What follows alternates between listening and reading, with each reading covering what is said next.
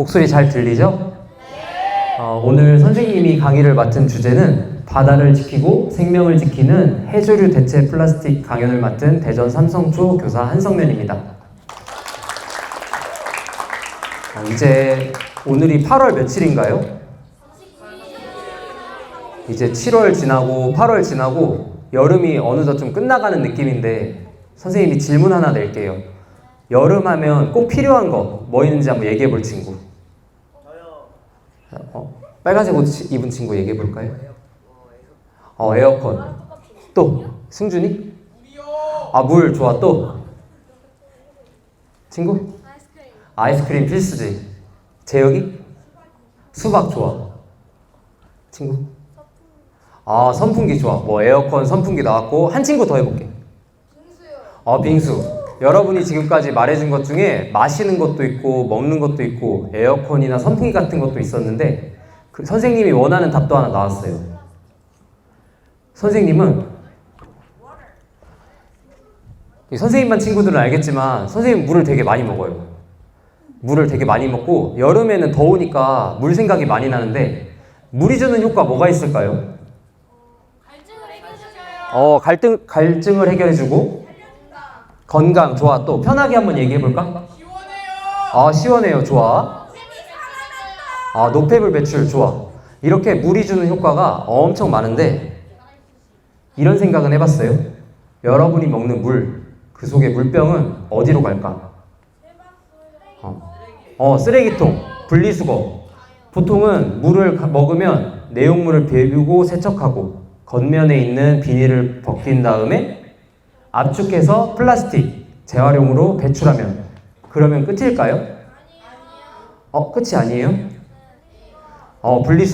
분리수거한 건 결국 어디로 갈까요? 쓰레기장이면 그 다음 어디로 갈까요? 공장, 바다. 한번 오늘 같이 한번 확인해 볼게요. 먼저 플라스틱의 정체를 한번 얘기해 볼 거예요. 플라스틱은 2차 세계대전 이후에 전 세계에서 아주 널리 사용되었다고 해요. 플라스틱의 장점 뭐가 있어? 굉장히 편리하죠. 편리하고 우리가 쉽게 쓸 수 있고. 그런데 2015년까지 생산된 플라스틱의 60%가 지금 쓰레기가 되었다고 해요. 쓰레기로 남아 있는 거예요.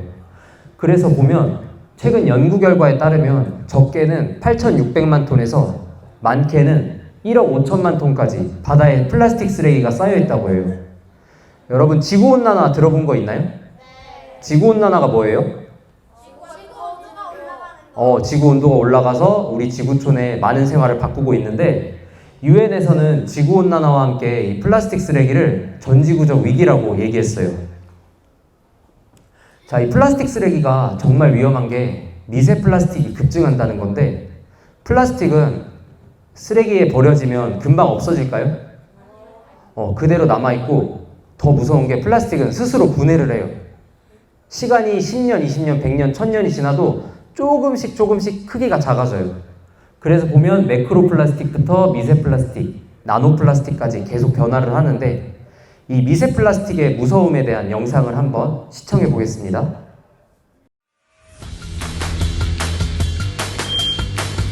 안녕하세요. 이번에는 미세 플라스틱의 위험성에 대해서 소개하겠습니다. 지난 20세기 동안 인류는 플라스틱이 가져다준 엄청난 편리함을 만끽하면서 살았습니다. 값싸게 사서 쓰고 버리는 편리함이죠.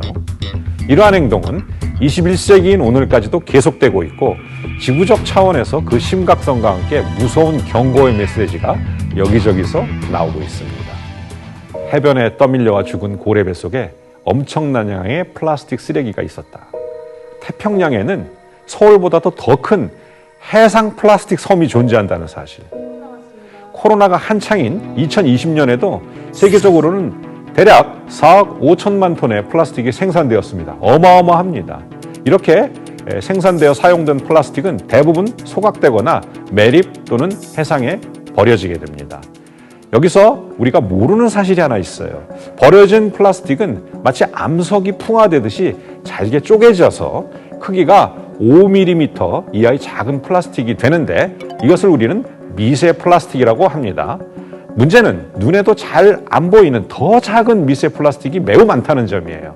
이런 미세 플라스틱은 먹이사슬을 통해 인간의 밥상위로 올라오게 되는데 현대인은 일주일에 신용카드 한 장 정도, 대략 5g입니다. 이 정도의 플라스틱을 먹는다고 합니다. 너무 무서워하진 마세요. 다행히도 대부분 대변을 통해 배설이 됩니다. 그러나 매우 작은 미세 플라스틱은 세포 안으로 들어가 잔류하게 됩니다. 벌써요. 플라스틱으로 된 인간이 되는 거예요. 문제는 이게 다가 아니에요. 미세 플라스틱 속의 원료로 쓰인 화학물질 대다수가 환경호르몬입니다. 미세 플라스틱은 또한 이 해양에 녹아있는 난분해성 화학물질들과 잘 붙어요. 그래서 그것을 흡착해서 먹이사슬을 통해 우리 밥상에다가 올려다 줍니다. 그 결과 우리는 그런 화학물질들을 먹게 되는 거죠. 알맹이는 배설되었지만 묻어들어온 독성물질은 우리 몸에 남아서 위험한 질병을 유발할 수도 있습니다. 플라스틱이 없는 21세기를 생각이나 할 수 있습니까? 그러나 지금 당장 줄이지 않으면 우리 후손들은 독성 화학물질의 칵테일과 다름없는 미세 플라스틱을 먹으며 살게 될 것입니다.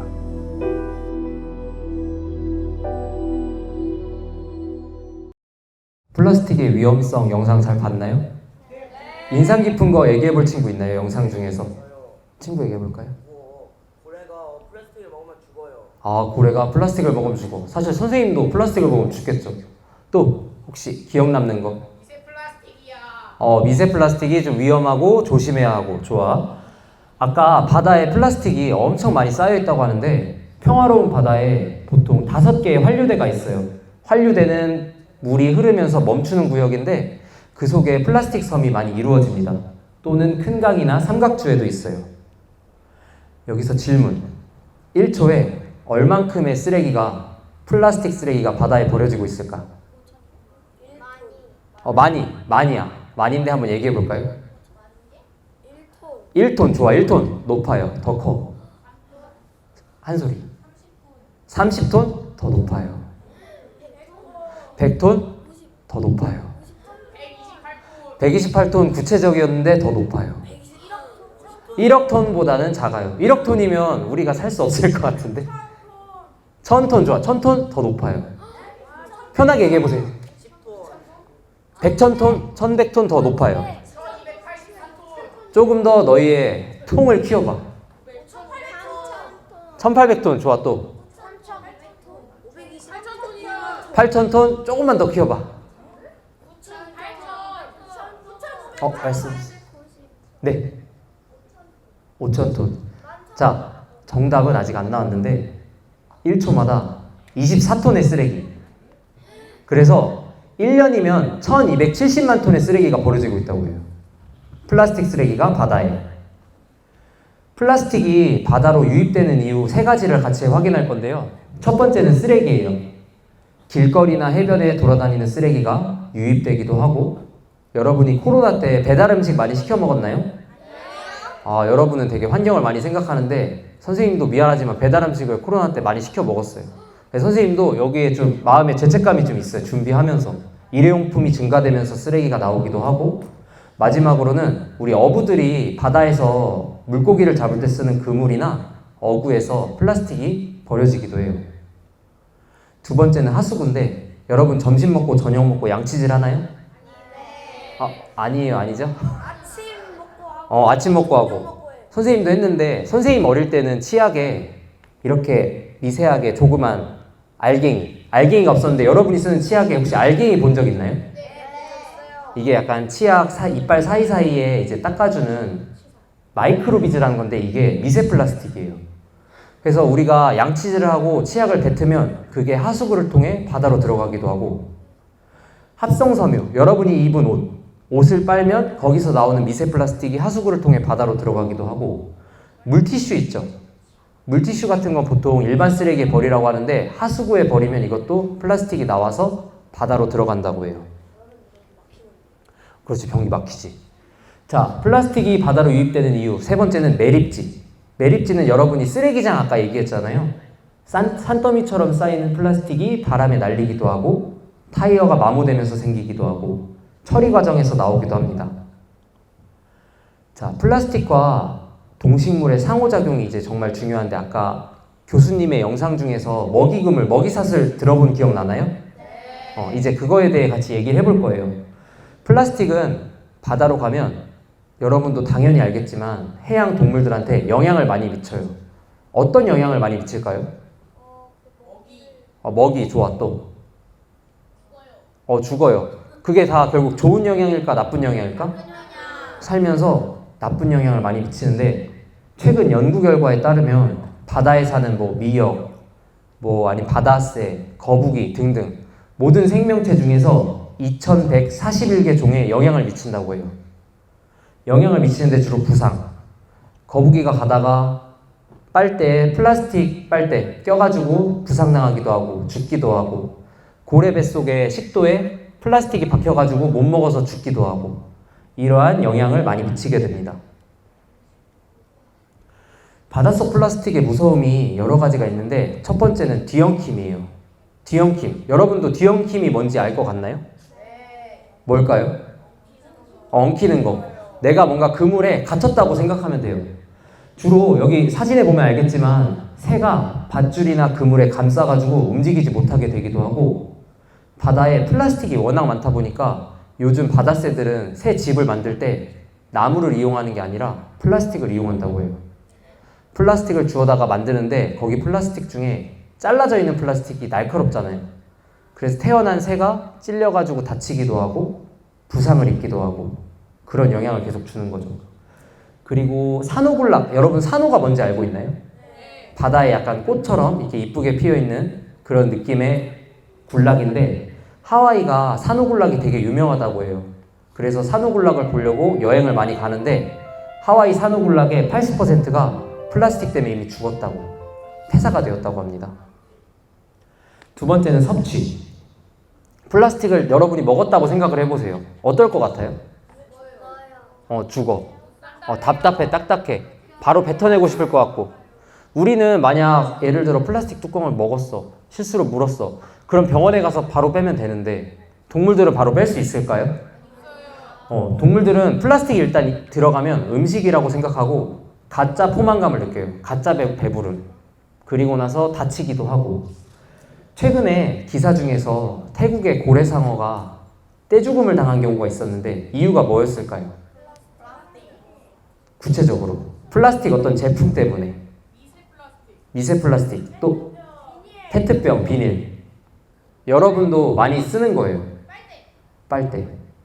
태국의 고래상어 대부분이 내장을 열어보니까 플라스틱 빨대 때문에 죽었다고 하더라고요. 이렇게 위험하다.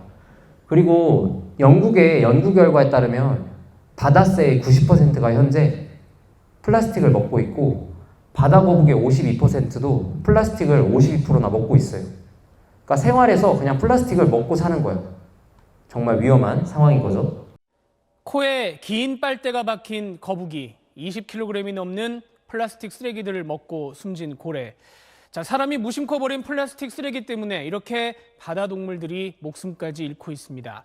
최근에 멸종 위기종 바다거북을 바다에 돌아가서 번성하라고 풀어줬는데 열하루 만에 역시 뱃속에 플라스틱 쓰레기가 잔뜩 차서 죽은 채 발견이 됐습니다. 얼마나 괴로웠을까요? 김관진 기자입니다. 국립생태원 연구원들이 붉은 바다거북을 부검합니다. 등껍질을 열고 내장을 분리해내자 비닐, 플라스틱 조각 등 쓰레기가 쏟아져 나옵니다. 몸 길이 42cm에 3년생 붉은 바다거북 한 마리에서 나온 쓰레기는 모두 225조각, 무게는 10.24g에 달합니다. 국제적인 멸종위기종인 이 붉은 바다거북은 국내의 한 대형 수족관에서 전시용으로 사육됐습니다. 그러다 지난해 8월 개체수 회복을 목표로 다른 바다거북들과 함께 제주 앞바다에 방류됐습니다. 연구진은 위치 추적기와 개체 인식표를 바다거북 등껍질에 부착해 방류 이후 움직임을 확인해 왔는데 제주 앞바다에서 출발한 바다거북이 부산 연안에 이르러 움직임이 멈췄고 결국 방류 11일 만에 플라스틱 쓰레기를 잔뜩 먹고 폐사한 상태로 발견된 겁니다. 바다거북은 삼킨 먹이가 역류하지 않도록 식도 안에 돌기가 발달해 있어 플라스틱 쓰레기를 삼키면 뱉을 수 없습니다. 연구진이 최근 2년간 죽은 채 발견된 바다거북 38마리를 부검한 결과 20마리의 소화기관에서 플라스틱 쓰레기가 나왔습니다. 쓰레기가 장기를 뚫어가지고 구멍이 생기는 경우에 장천공이 발생하는데, 그러면 쓰레기들이 장기 밖으로 나와서 이 복강을 돌아다니면서 염증을 일으키게 되거든요. 갈수록 심각해지는 해양 플라스틱 쓰레기 문제. 플라스틱 사용을 줄이는 등 근본적인 해법을 찾지 않으면 바다 거북만이 아니라 인간에게도 큰 위협으로 돌아올 겁니다. SBS 김관진입니다. 바다거북이 바다로 간 지 며칠 만에 폐사됐다고 했어요? 11일. 또 기억나는 거 있나요? 혹시 배 안에서 플라스틱 몇 조각이 발견되었다고 했나요? 225조각. 그렇지, 225조각. 엄청난 양이에요, 엄청난 양. 이거 보면 아, 진짜 플라스틱이 바다에 엄청 많구나. 엄청 많은 영향을 미치는구나. 같이 확인할 수 있는 슬픈 뉴스였습니다. 이제 세 번째예요. 바닷속 플라스틱 오염의 무서움은 첫 번째 질식과 오염인데, 이 질식은 여기 물고기 보이나요? 물고기가 이제 약간 비닐 장갑 같은 데 안에 둘러싸여 있어요. 여기 안에 둘러싸여 있으면서 빛이나 먹이, 산소들을 빼앗아가 살아가는 데 어려움을 느끼기도 하고, 이게 플라스틱이 여러 가지가 있으면서 산호초에 치명적인 피해를 주기도 해요.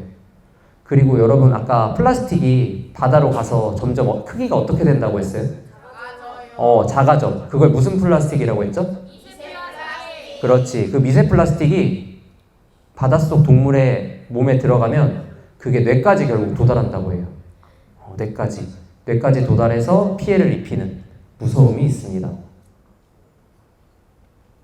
바닷속 플라스틱의 무서움으로 가장 큰 요소가 먹이사슬이에요. 여러분 혹시 먹이사슬이나 먹이금을 들어본 친구 있나요? 먹이사슬 한번 얘기해 볼 친구. 먹이가 서로 땡땡 되어 있다고 하는데, 이어지는 걸 뭐라고 표현할까? 연결고리처럼 연결되어 있는 걸 먹이사슬이라고 해요.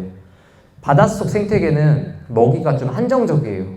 한정적이라는 건 당연히 바다 안에서 있는 것만 먹어야 되는데, 가장 조그만 플랑크톤이나 유기체가 미세 플라스틱을 섭취하고 그거를 물고기가 섭취해서 그 물고기를 결국 누가 먹어요?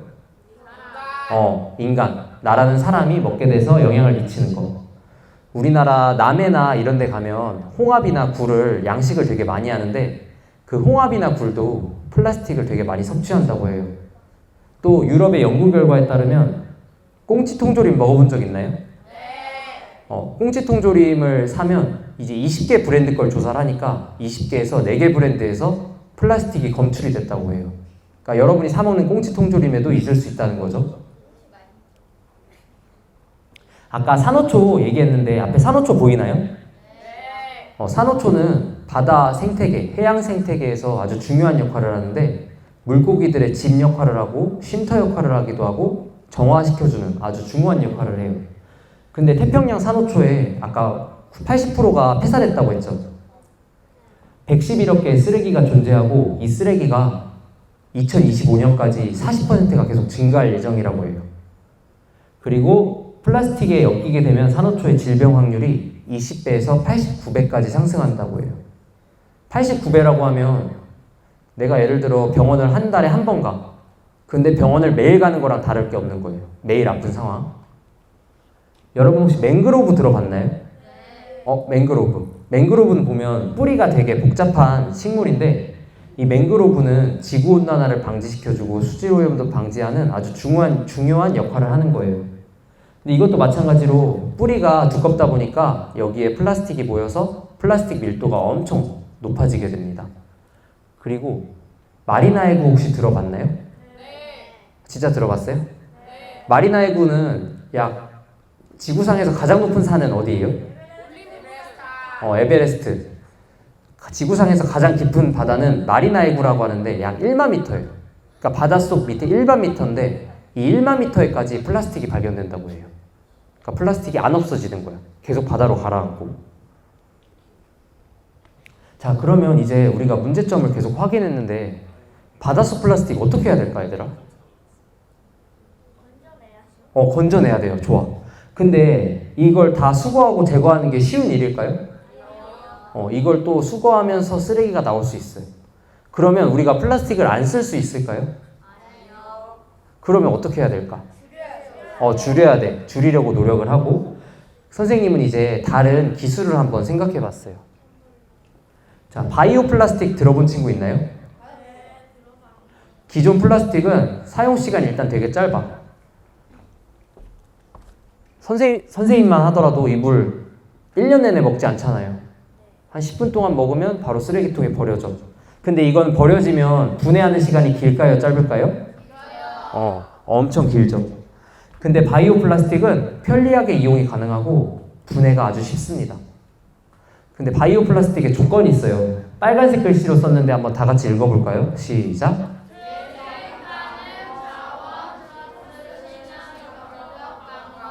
자, 이제 이걸 기억해야 돼요. 재생 가능 자원과 친환경적인 방법.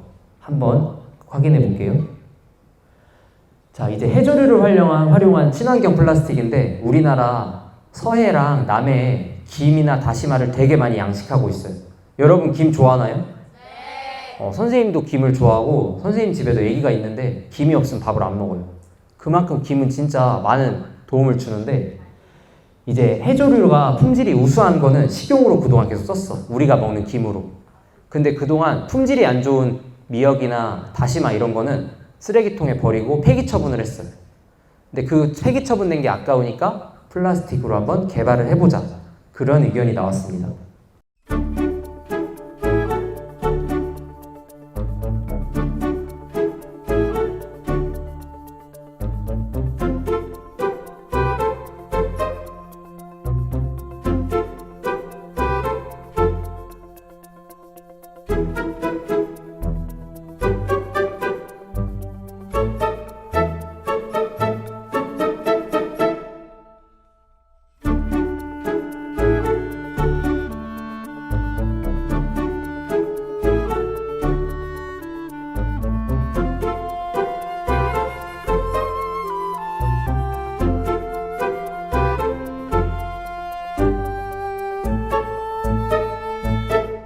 기존 공정은 고온 고압이라든가 또는 강산화제가 사용되는 공정들인데 에너지 부분이라든가 또는 환경 위해 요소 발생 부분이 굉장히 적은 걸로 평가되고 있습니다.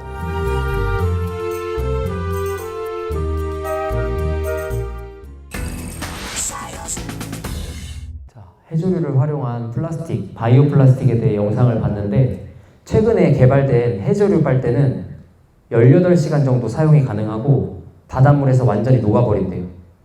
그러니까 이건 이제 빨대가 바다거북의 코에 낄 일이 그렇게 많지는 않겠죠.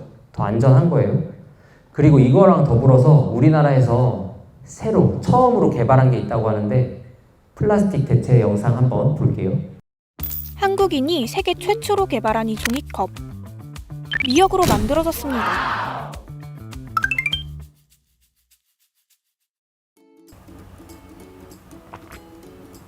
냄새도 안 나고 그냥 일반 종이컵이랑 똑같은데요? 일반 종이컵이랑 똑같아 보이는데 이렇게 흐물흐물한 해조류로 만들었다니.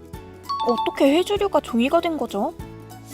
이 해조류의 부산물 중에 펄프화를 할 수 있는 이런 성분이 있어요. 알긴산이라든지 이런 성분을 말씀드리는 건데요. 아, 우리가 아는 종이는 나무에서 셀룰로스 같은 섬유질을 뽑아서 만들어지는데 그 성분이 해초에도 있다는 겁니다. 모든 해초에 있는 건 아니고요. 이 성분을 가지고 있는 특정 해초류가 있는데 이 해초류에 있는 해초 펄프를 이용해서 해조류 종이컵 만드는 법은 이렇습니다. 해조류를 건조하고 펄프화한 해조류를 분쇄한 뒤 분쇄한 가루를 펄프에 섞고 이걸 틀에 넣어 열과 압력을 가하면 끝! 이렇게 만든 해조류 종이컵. 근데 코팅 없이 만들면 물이 새지 않나 싶지만 손으로 찢으려고 해도 잘 찢어지지 않을 정도로 튼튼하고 뜨거운 물에 담아도 아니, 이게 어떻게 가능한 거죠? 지금 물리적인 공법으로 특정한 부위를 저희들이 조금 더 강화시켰고 물이나 이런 내수성에는 뛰어나고요. 아, 그러니까 몇몇 부분을 기존 종이컵보다 두껍게 만들어서 물이 새지 않는다는 거네요. 이렇게 만들다 보니 비닐로 코팅되어 썩는데 50년 걸리는 종이컵과 다르게 해조류 종이컵은 90일 안에 썩는다고 합니다. 예를 들어서 고구마나 감자를 이제 토양에 버린다든지 바다에 버리면 다 없어지잖아요. 그런 원리예요. 곤충이나 다른 이제 동물 생물들이 먹을 수 있는 그런 제품이고 자연적으로 썩을 겁니다. 또 일반 종이컵과 달리 이음매도 없어서 접착제 같은 화학물질도 전혀 사용할 필요가 없다고 하네요. 이 종이컵의 또 다른 장점, 저렴한 가격입니다. 해조류 종이컵의 원료비는 기존 종이컵의 3분의 1, 한 해에 30만 톤 넘는 미역 다시마 부산물이 그냥 버려지는데 이걸 이용하기 때문이랍니다. 게다가 만드는 공정도 기존 종이컵보다 더 간단하다는데요. 목재는 펄프화를 시키기 위해서는 많은 공정이 들어가게 돼 있어요. 특히 미그린 제거 공정 이런 것들은 다른 화학 물질을 써야 되는 부분이 있는데 해조류에는 그런 게 없어요. 미그린이 존재하지도 않고 펄프화 공정도 그렇게 복잡하지 않고요. 이렇게 원료비도 저렴하고 공정도도 간단하다 보니 우리가 쓰는 종이컵보다 저렴할 수밖에 없는 거죠. 게다가 대량 생산이 가능해지면 더욱 저렴해질 수 있대요. 물론 아직은 설비가 부족해 해조류 펄프를 많이 생산할 수 없어서 지금은 종이 펄프를 70% 정도 섞어 제작하고 있다고 합니다. 하지만 많은 사람들이 제품을 사용해보고 해조류로 만든 제품에 익숙해지면 100% 해조류로 만든 종이컵도 가능하대요. 아참, 한 가지 주의! 해조류 알레르기가 있는 분들은 사용하면 안 된대요. 코팅을 하지 않아서 해조류 성분이 입에 직접 닿기 때문이죠. 하지만 알레르기 프리 제품도 고민 중이라고 하니까 이것도 조금 기다려보자고요. 한국인이 세계 최초로 만든 해조류 종이컵. 먹기만 했던 해조류가 또 어떤 친환경 제품이 될지 기대됩니다.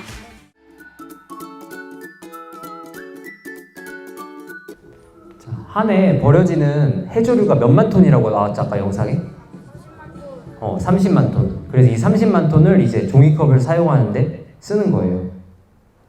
자, 그럼 이제 아예 플라스틱 물병을 없애보자 라는 생각을 가지고 접근한 영국의 대학생들이 있어요. 영국의 대학생 3명이 5호 물병 들어봤나요, 혹시? 어디서 들어봤어요? 해봤어요? 좋아. 아까 그 종이컵을 만들 때도 썼던 해초 추출 알길산 나트륨을 활용해서 아예 플라스틱이 필요가 없는 내가 이렇게 입안에 넣는 물을 만들었는데 이거는 4주에서 6주 지나면 분해가 된대요. 최근에 다양한 마라톤 대회나 이런 데서 편리하게 쓰고 있다고 하는데 한번 같이 확인해 볼게요.